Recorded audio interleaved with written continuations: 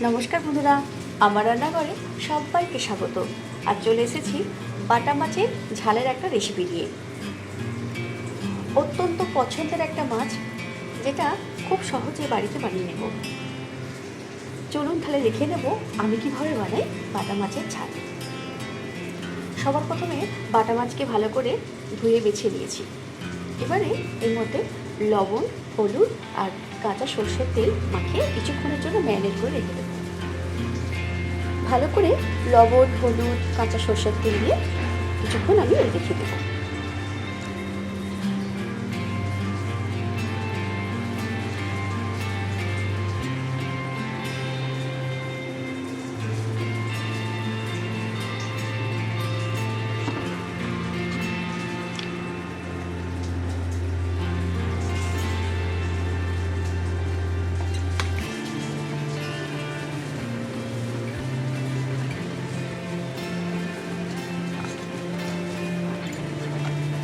কিছুক্ষণের জন্য এটা রেখে দেবো।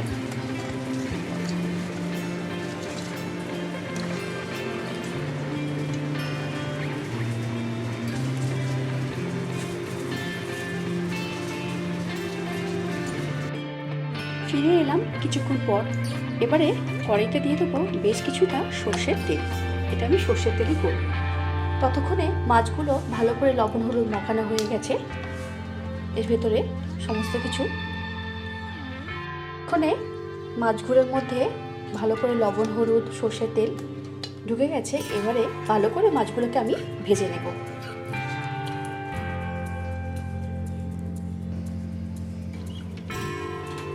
তেল সুন্দর গরম হয়ে গেছে, এবার এই মাছগুলো আমি ভেজে নেব। যেহেতু মাছগুলো খুব বড় বড়, সেজন্য আমি দুটো দুটো করে মাছগুলো ভেজে নেব।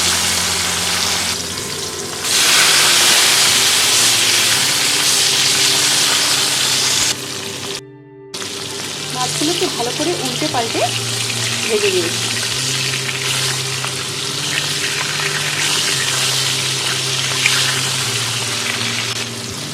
মাছ ভাজা হয়ে গেছে, এবার আমি তুলে নেব।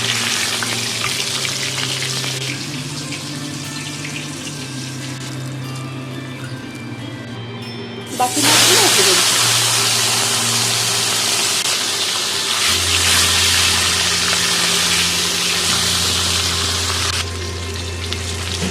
সমস্ত মাছ আমার ভালো করে ভাজা হয়ে গেছে, এবার আমি তুলে নেব।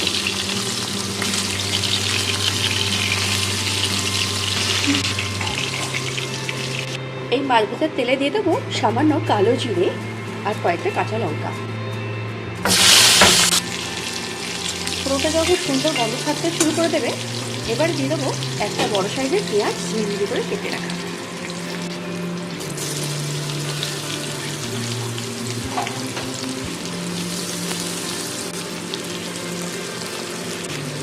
ভালো করে আমি ভেজে নেব।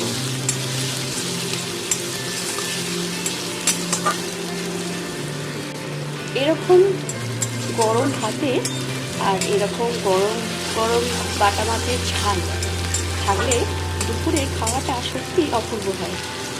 রাস্তার ধারে দেখবেন হোটেলে এরকম বাটা মাছের ঝাল পাওয়া যায়, কত ভালো লাগে। সেই রকমই বাড়িতে যদি বানানো হয় কিছু সামান্য কিছু উপকরণ দিয়ে, তাহলে খুব ভালো লাগে।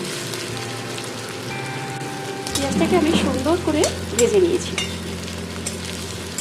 একটু হালকা ব্রাউন হলে দিয়ে দেবো টমেটো কুচি। এইবার আমি দিয়ে দেবো টমেটো কুচি। একটু লম্বা করে আমি কেটেছিলাম, সেটা আমি দিয়ে দিলাম।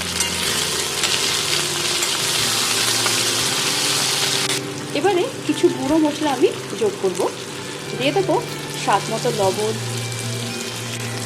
হলুদ গুঁড়ো, দিয়ে দেবো কাশ্মীরি লাল লঙ্কার গুঁড়ো।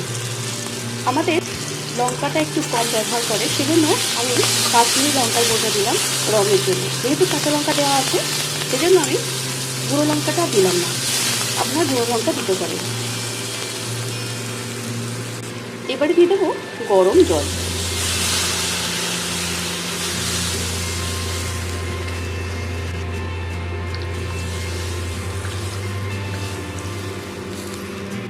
যেহেতু মাছগুলো খুব বড় বড়, সেজন্য আমি ঝোলটা একটু বেশি দিলাম, যাতে সমস্ত কিছু মাছগুলো ডুবে যায়।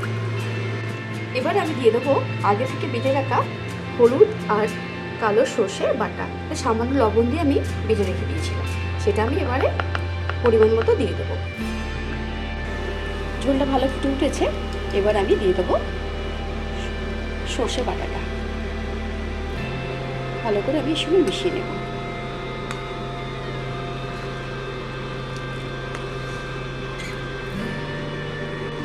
এইবারে দিয়ে দেবো ভেজে রাখা মাছগুলো।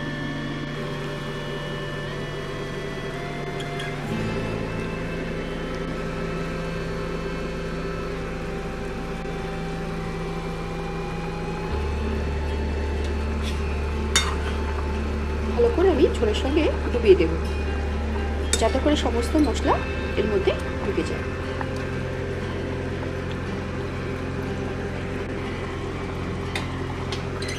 সুন্দর করে ফুটতে শুরু করে দিয়েছে। একটু যখন ঝোলটা কমে যাবে তখন আমি নামিয়ে দেবো। দিয়ে দেবো সর্ষের তেল। এখন দেবো না, পরে দেবো একটু করে। হ্যাঁ, ভুলে গেছি আমি চিনিটা দিতে। এবার আমি দিয়ে দেবো চিনি। একটু ব্যালেন্সের জন্য চিনিটা দিলে মাছের স্বাদটা অপূর্ব হয়। এবারে আমি দিয়ে দেবো উপর থেকে কাঁচা সর্ষের তেল 1 চামচ, ছোটো চামচের 1 চামচ দিয়ে দেবো।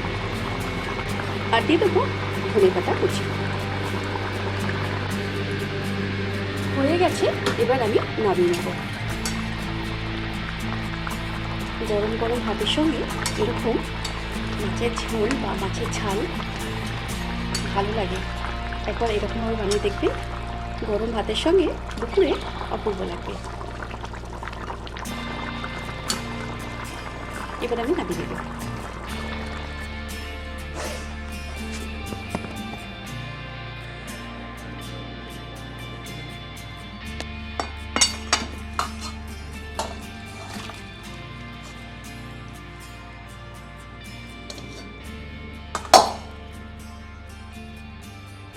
দুপুরে গরম ভাত ধোয়া উঠবে, আর সেই সঙ্গে এইরকম বাটা মাছের পাতলা ঝোল বা ঝাল থাকলে খাবারটা জমে যাবে।